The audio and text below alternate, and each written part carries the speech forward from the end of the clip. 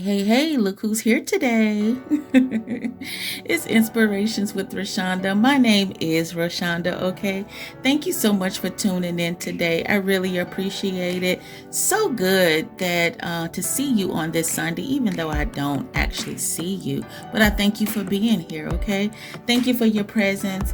I pray that this Sunday has been great to you. I pray that your last week was awesome. I pray that you have an awesome week this week. And even if last week wasn't that great, I pray that this week is God showers down even greater things for you. Okay.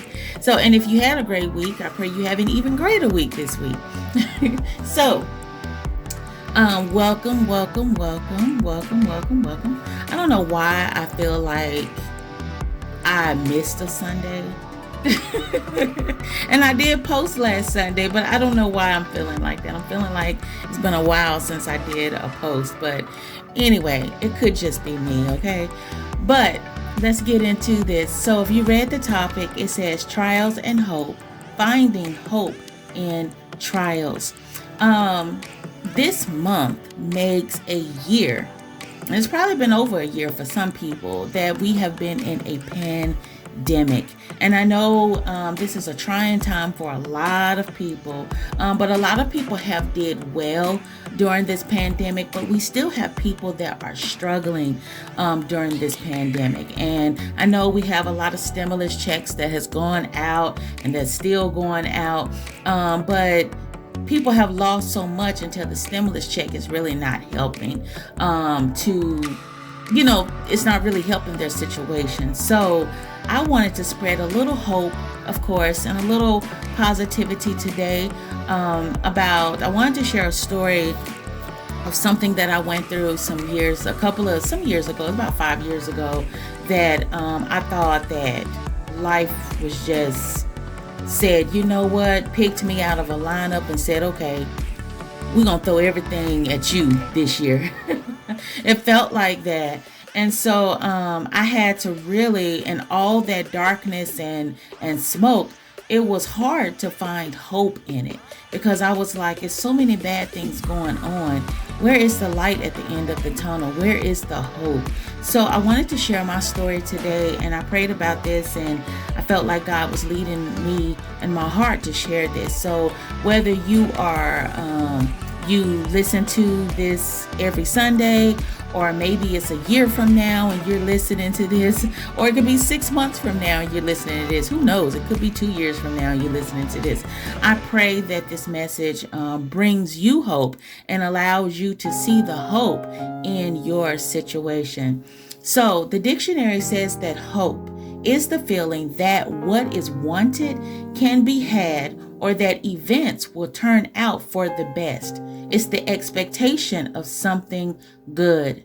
However, when life gets a little out of control and seems to be throwing everything but the kitchen sink at us, depending on the day or event, it's been known to have the audacity to reach back and throw that forgotten sink at us too, as an added bonus to the hardship that we're already experiencing. So, thanks, life. During life's temper tantrums of events, it's hard to bring our mind together to even think about the word hope during a burning trial. While our world may look like total darkness facing a problem, when I began to think of such songs as Trouble Don't Last Always by the late great Reverend Timothy Wright, suddenly hope comes into view as a small twinkling light at the end of a tunnel.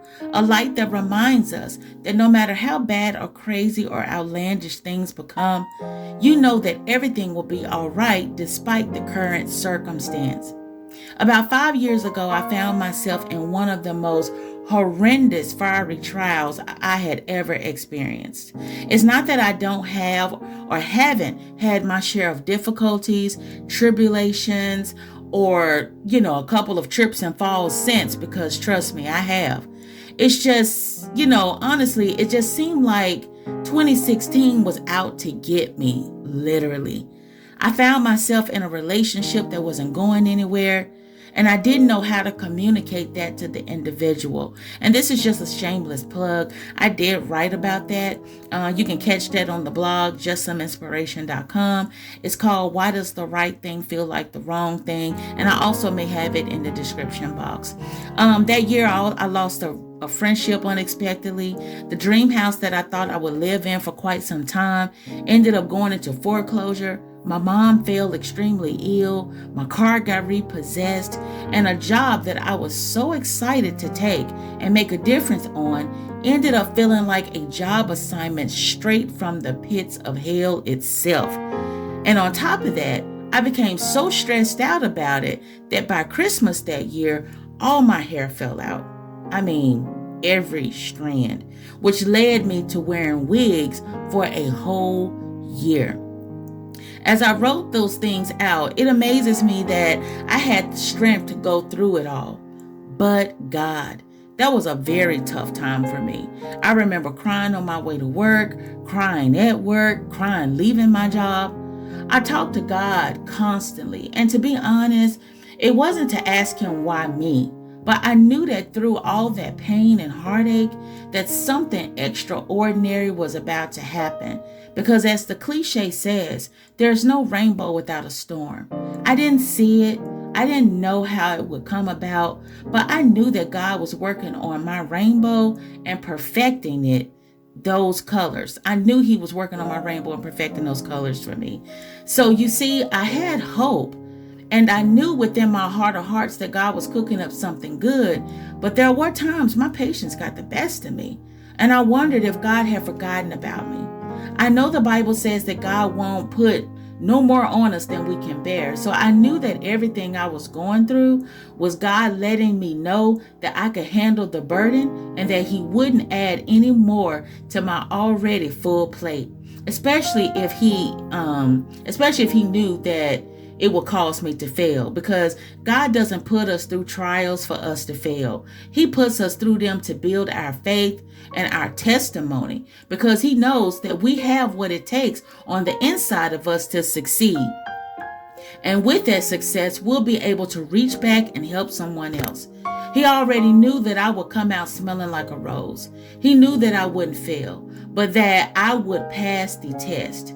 If we keep our prayers up, faith fresh, and our eyes on God, we'll soon begin to see that hope light getting bigger and brighter, and God's hands opening wider and wider. Because I had hope, those things that I just told you about, that I was troubled with, that I felt like came to destroy me, began to turn around and work out like this. The hope for that relationship, after much fasting and praying, God brought me out of that relationship without hurt, harm, or danger. Now I'm single, and no, I'm not really quite ready to mingle yet, but I'm free and just enjoying my growing relationship with God. I'm working on fulfilling my single season, so I won't leave any stone unturned before God send me a mate for marriage, if that's his will for my life. I'm working on becoming a whole person to match another whole person. So I don't want no 50-50. He's going to have to be 100, like completely whole, WHOL, fully complete. The hope for that lost house, God blessed me with a nice house. He blessed me with another one. It wasn't too big, it wasn't too small, but it was just right. And I didn't have to worry about my hard-earned money going into the wrong person's pocket. The hope for that repossessed car, I was turned down by 8 different creditors, whom all said no because of my repossession. But man's extremity is just an opportunity for God to work. After giving up and following a lead from my mom to try one more place, I got the 3-letter word that I gave up on hearing, and that was a yes. I now drive a car newer and better than the one I had before. Won't he do it? The hope for that severed friendship. I was on my knees praying one morning, and I asked God, Lord, remove everyone from my life that's not supposed to be in it. Well, I didn't think it would be my best friend at the time, as I thought we'd be together forever. It wasn't until after she exited my life that I began to see her true character and realize we were never a match in friendship heaven anyway. As a matter of fact, we were totally opposite of one another. So all I can say to that is thank you, Jesus. The hope in that stressful job.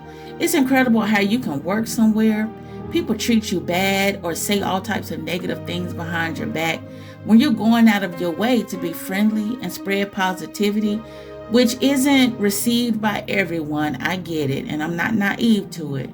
While you can't change what they think or say about you, I continue being the positive person I always was. Someone obviously they were too blind to see. Since then, God has blessed me with a better job, better environment, is stress-free, my optimistic nature is greatly received, and I'm my own boss of my own domain. So how about that?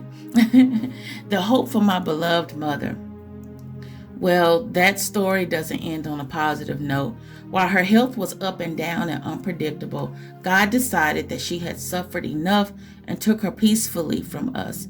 My mother used to always say, if God doesn't heal me, then I'd rather go home to be with him. And in 2016, her prayer was answered. It saddens me, but the hope I had in that is, I know my mom is well and full of unspeakable joy. Earth kept her in pain. Heaven has made her free. So you see, my friends, although trials and tribulations come, and they will, don't count out hope. If you lose your hope, you lose your focus. And if you lose your focus, you lose your will. We need hope. It's the one thing that makes us push past the pain when we want to give up. It's the one thing that keeps us looking up instead of down and gives us a significant boost when darkness seems to suffocate us. As long as you allow yourself to see that glimmer of light, as small as it may be, there's always a chance. There's always hope. Listen, I pray this episode was an encouragement to you. I really, really do. If so, do me a favor and like, share, and comment. Also subscribe if you feel led to. I do new videos every Sunday and some Wednesdays, but mostly Sundays. So you don't want to miss them. Subscribe today and don't forget to hit the notification bell, which will remind you of every single video upload. If you'd like to send me a message or a topic discussion, you may do so at inspirationswithrashonda@gmail.com. This info is also in the description box. Thanks again for joining me today, and remember, God still has great intentions for you. Believe that, even when you're going through a fiery trial. Until next time, be blessed.